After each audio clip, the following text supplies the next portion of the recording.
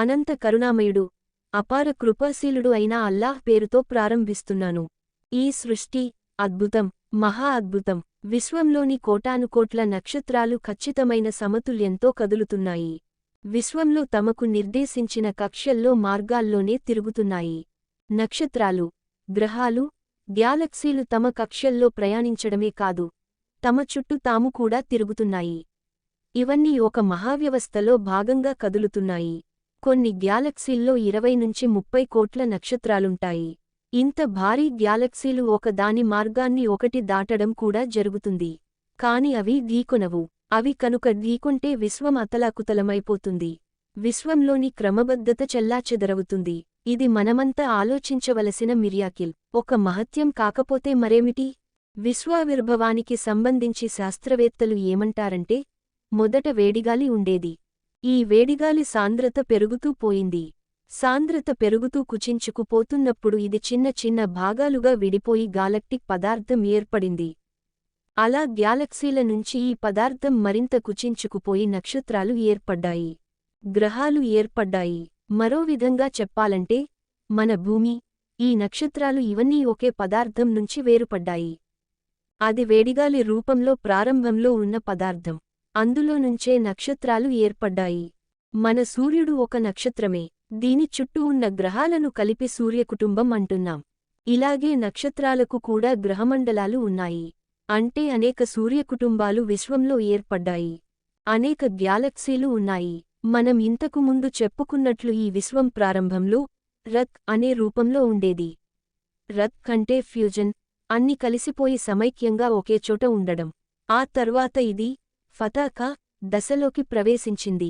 ఫతాకా అంటే విడిపోవడం. అనేక భాగాలుగా విడిపోవడాన్ని ఫతాకా అంటారు. విశ్వం ఎలా ఏర్పడింది, విశ్వావిర్భావం ఎలా జరిగింది అనే విషయాలను దివ్యఖురాన్ చాలా స్పష్టంగా వివరించింది. చాలా ఖచ్చితంగా వర్ణించింది. నేడు వైజ్ఞానిక ఆవిష్కరణలు దివ్యఖురాన్లో ప్రస్తావించిన ఈ వర్ణనను ఆమోదిస్తున్నాయి. ఇప్పుడు మరో ముఖ్యమైన విషయం చూద్దాం. ఒక పదార్థం అనేక భాగాలుగా విడిపోతున్నప్పుడు కొన్ని కణాలు చెల్లాచెదురు అవుతాయి. అవి ఏ భాగంలోనూ చేరకుండా మిగిలిపోతాయి. అలాగే రోదసిలో వేడిగాలుల ప్రాథమిక పదార్థం సాంద్రత పెరిగి కుచించుకుంటూ అనేక భాగాలుగా విడిపోతున్న ప్రక్రియలోను చెల్లాచెదరైపోయిన కణాలు కూడా చాలా ఉన్నాయి.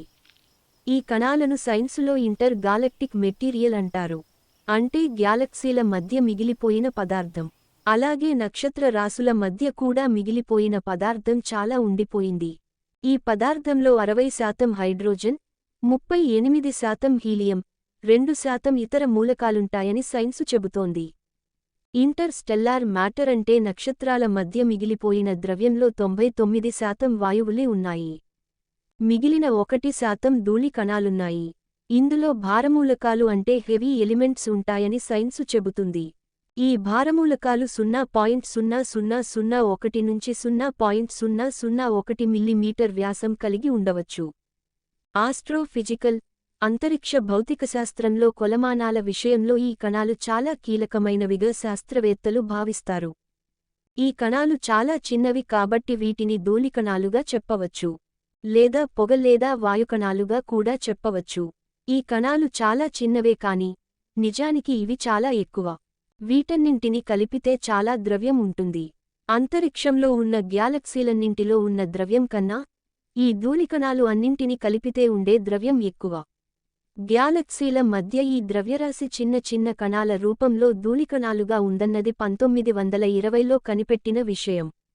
కాని వందల సంవత్సరాల క్రితం దివ్యఖురాన్ ఈ ద్రవ్యాన్ని ప్రస్తావించింది. ఖురాన్లోని మాబైనహుమా అంటే వాటి మధ్య ఉన్న సమస్తం అనే మాటలు దీనికి సంబంధించినవే. విశ్వంలో ఒక ఖచ్చితమైన సమతుల్యం కూడా మనకు కనిపిస్తుంది. ఇదే విషయాన్ని దివ్యఖురాన్ 67 సూరా అల్ ముల్క్లో 3వ వాక్యం, 4వ వాక్యంలో అల్లాహ్ తెలియజేశాడు.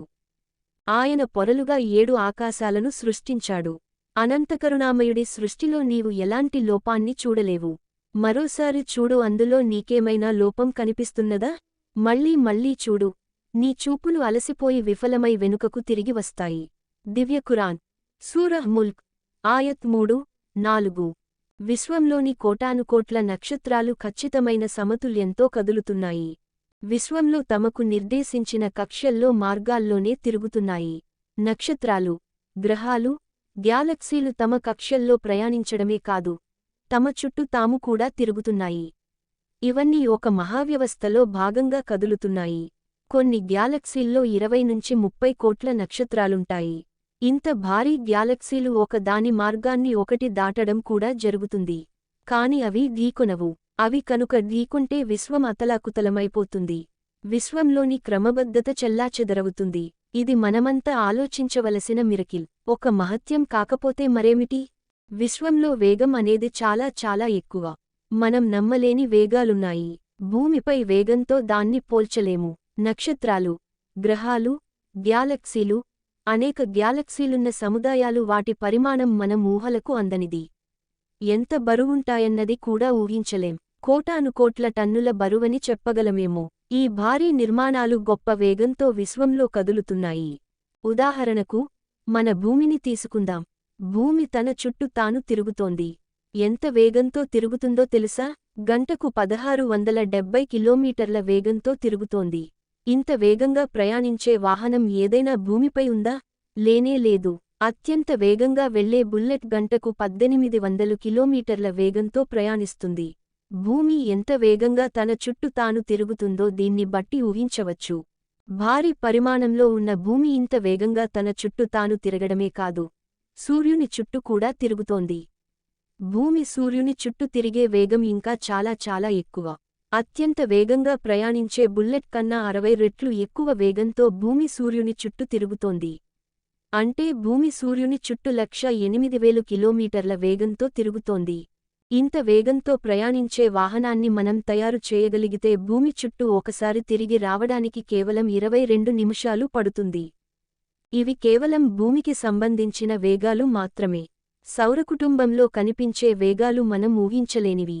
విచిత్రమేమంటే విశ్వంలో పరిమాణంలో పెద్దదైన ప్రతి నిర్మాణం వేగంలోనూ మిగిలిన వాటి కన్నా ఎక్కువ వేగం కలిగి ఉంటోంది.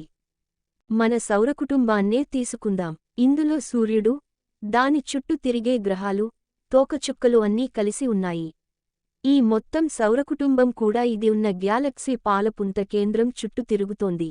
ఎంత వేగంతో తెలుసా? గంటకు 7,20,000 కిలోమీటర్ల వేగంతో తిరుగుతోంది. మన సౌరకుటుంబం ఉన్న గ్యాలక్సీ పేరు పాలపుంత. ఇందులో దాదాపు 20 కోట్ల కన్నా ఎక్కువ నక్షత్రాలున్నాయి.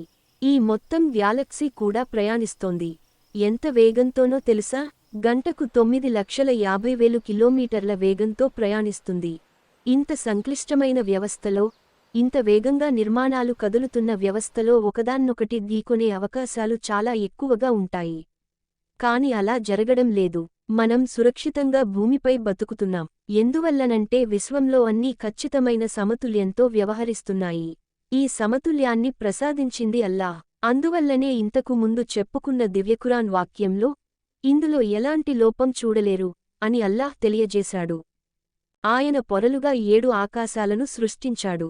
అనంతకరుణామయుడి సృష్టిలో నీవు ఎలాంటి లోపాన్ని చూడలేవు. మరోసారి చూడు, అందులో నీకేమైనా లోపం కనిపిస్తున్నదా? మళ్ళీ చూడు, నీ చూపులు అలసిపోయి విఫలమై వెనుకకు తిరిగి వస్తాయి.